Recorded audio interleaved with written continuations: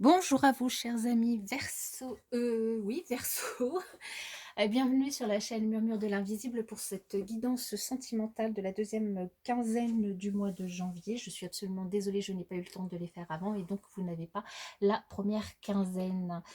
Mais j'ai pas eu le temps. Donc voilà, soyez les bienvenus. N'hésitez pas à vous abonner si ce n'est pas encore fait. N'hésitez pas à liker, à partager, commenter pour soutenir mon travail.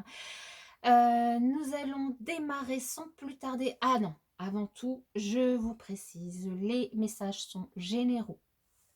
Les énergies sont générales. Ne prenez pas tous les messages pour vous, prenez que ceux qui vibrent en vous. Si vous devez réfléchir et essayer de coller les messages à votre réalité, c'est que c'est pas pour vous.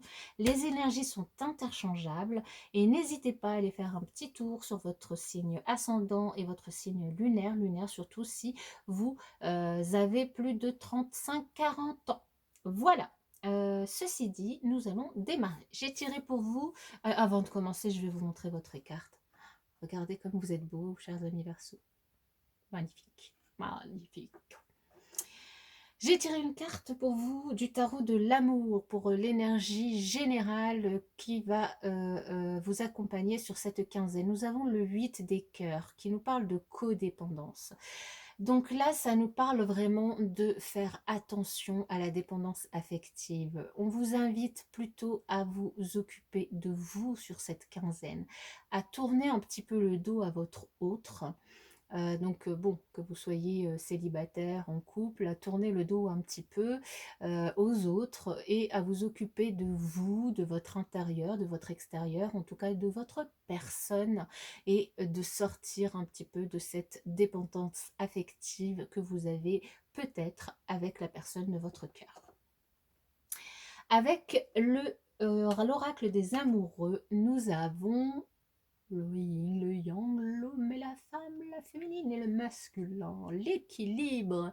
L'amour, ce n'est pas être toujours d'accord l'un avec l'autre, c'est se soutenir mutuellement et relever des défis. Et oui, on n'est pas obligé d'être d'accord. Avec le pouvoir de l'amour, nous avons la spontanéité. Vous dépassez les contraintes de l'esprit et vous acceptez librement et avec amour de nouvelles situations. Bien. Alors, je vous ai fait un tableau de 9 cartes avec l'améthyste love. Je vous ai aussi tiré des cartes avec le chakra du cœur et avec les anges de l'amour. Et vous pouvez rester jusqu'à la fin du tirage si vous souhaitez avoir une réponse à votre question en fonction de votre situation sentimentale. Je vous tirerai une réponse avec les réponses angéliques. Voilà, nous allons démarrer avec l'améthyste love sans plus tarder. Je vais retourner toutes les cartes et je ferai la lecture puisque vous n'êtes pas avec moi pour la faire, mais bon, vous pouvez aussi lire les cartes si vous les connaissez. Nous avons donc les sorties, nous avons les addictions, nous avons la grand-mère, nous avons la chance, nous avons le passé, la sagesse, l'hiver, nous avons un oui et nous avons une attraction. Alors, ici, ça nous parle énergie centrale, quand même, nous avons le retour d'une personne d'une passé. Alors, c'est soit le retour d'une personne du passé, soit le retour d'une situation du passé, soit la rencontre d'une personne qui ressemble à quelqu'un que vous avez connu dans le passé ou qui vous rappelle une situation du passé. Donc, à vous de voir dans quel contexte vous le mettez. En tout cas, on nous dit que c'est une véritable opportunité pour vous, une véritable chance. Ça vous permet vraiment de prendre de la hauteur et d'avoir, de trouver, de retrouver de la sagesse parce que finalement, avant cette situation, avant cette opportunité, vous étiez, enfin, vous receviez des invitations pour sortir, mais vous étiez dans de la dépendance affective. Dans de la dépendance affective et vous ne faisiez finalement pas preuve de sagesse. Ou vous étiez dans de la dépendance vis-à-vis de produits. Et cette opportunité qui revient du passé va vous permettre de réfléchir. Donc c'est pour ça, moi, je pense plus au retour d'une situation qui va vous faire penser justement à ces addictions et à non-présence de sagesse et à ces sorties qui est du coup tournée autour de ces addictions. Je pense plus à l'opportunité du coup d'une situation qui va vous rappeler comme un boomerang finalement ces situations et qui va vous faire vraiment réfléchir, qui va vous dire oh, stop, j'ai plus envie de ça. Moi, ce que j'ai envie, c'est de rencontrer une personne avec qui je me sens bien, et une personne avec qui enfin, je suis vraiment attirée et où l'attirance est mutuelle. Et il va y avoir une opportunité pour la rencontrer, cette personne. On vous dit oui. On vous dit oui, cette personne, cet hiver, vous allez la rencontrer. C'est une personne avec qui il y aura une attraction, une alchimie, une attirance mutuelle. Cette personne pourra être de signe Capricorne, Verseau ou Poisson, ou c'est une rencontre que vous allez faire dans les 3 mois, ou bien cet hiver. Donc dans tous les cas. Voilà, avec l'améthyste love, avec les chakras du cœur, nous avons des déplacements et la distance géographique. Peut-être que cette rencontre que vous allez faire, c'est quelqu'un qui habite loin, ou peut-être que si vous êtes en couple, l'un de vous aura peut-être des déplacements à faire dus à son travail, voilà, ou que vous habitez loin et que vous avez décidé de ne pas vivre pour l'instant ensemble, mais du coup ça vous engage du coup à faire des déplacements. Pour d'autres personnes, on parle d'âme sœur et de flammes jumelles. Vous êtes en présence, alors peut-être que la rencontre que vous allez faire, eh bien, ce sera votre âme sœur ou votre flamme jumelle. Très positif. Pour d'autres encore, waouh, prise de conscience de ton âme sœur. Donc, voilà, si vous rencontrez votre âme sœur et votre flamme jumelle, pardon, je vais y arriver, eh bien, vous allez prendre conscience vraiment que c'est votre âme sœur. Vous allez vraiment prendre conscience. Il y a une telle attraction, une telle attractivité entre vous que ça va être comme un coup de foudre, comme quelque chose voilà, tellement évident, quoi. Et en plus, on vous dit que vous recevez des signes.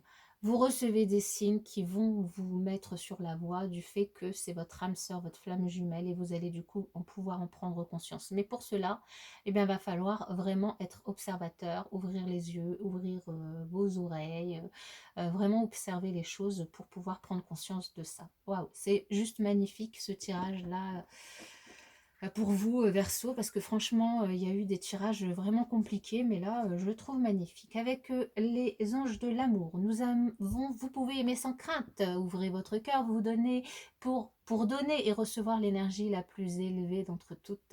Évidemment, l'amour, surtout si vous êtes en présence de la personne, de votre âme sœur, quoi. Ensuite, on nous parle de codépendance. Les dépendances affectent votre vie amoureuse. C'est bien l'énergie principale de la quinzaine. Attention, donc là, codépendance. Donc on vous dit bien de prendre du recul, d'essayer de prendre soin de vous, de vous concentrer sur vous pendant cette quinzaine. Et ensuite, nous avons les sentiments romantiques, que vous soyez célibataire et que vous fassiez une rencontre, ou que vous soyez en couple. Certains d'entre vous vont vivre une quinzaine où vos sentiments sont authentiques et dignes d'être vécus. Voilà. Alors, les réponses à vos questions. Nous allons démarrer par les couples mariés ou pacsés. Avons-nous une réponse pour les couples mariés ou pacsés? Oui, nous vous disons agissez. Enfin, l'oracle vous dit agissez. Pour les couples non mariés, non pacsés qui vivent sous le même toit. Pour les couples non mariés, non pacsés qui vivent sous le même toit. Les couples non mariés, non pacsés qui vivent sous le même toit.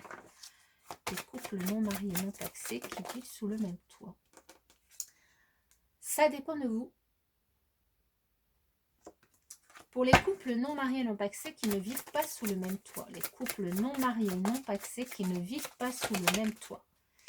Alors, on en a combien? C'est beaucoup là. C'est un peu... Bon, allez, 4. Allez, je les prends. Soit une répond, soit plusieurs par rapport à votre question. La première, repensez-y. La deuxième, attendez-vous à un signe. On vous parle de tu reçois des signes. Obtenez plus d'informations et demeurez positif. Les messages vont à peu près dans le même sens, quand même. Pour les célibataires qui ont quelqu'un dans leur cœur, pour les célibataires qui ont quelqu'un dans leur cœur, waouh, elle m'a fait mal celle-là.